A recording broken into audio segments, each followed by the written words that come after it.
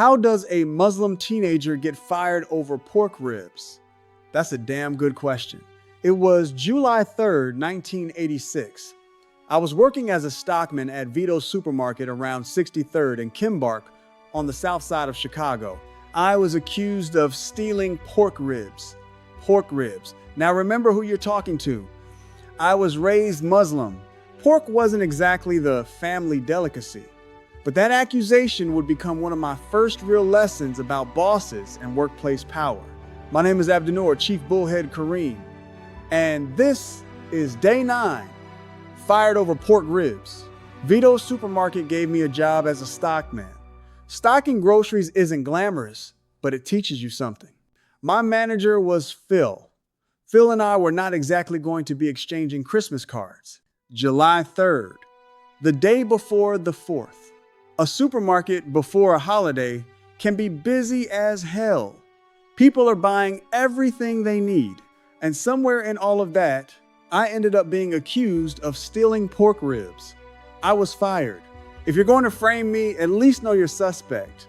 Steal some fish, steal some chicken. Hell, accuse me of stealing the whole cash register. But pork ribs?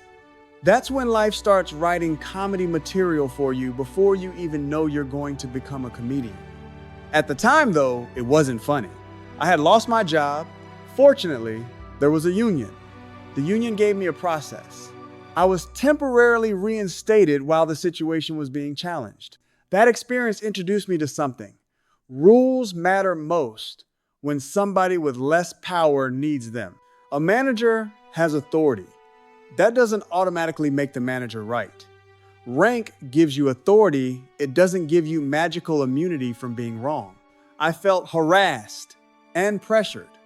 You shouldn't have to become a lawyer to keep a grocery store job, but you do need to know when there's a process. A teenage paycheck matters. It gives you independence. It gives you pride. Money doesn't only buy things. Money gives you choices. It taught me don't just yell, learn the process. Find the rule.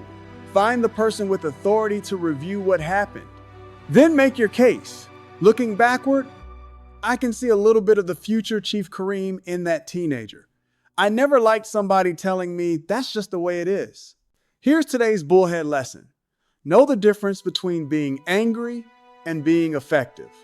Anger by itself doesn't fix anything.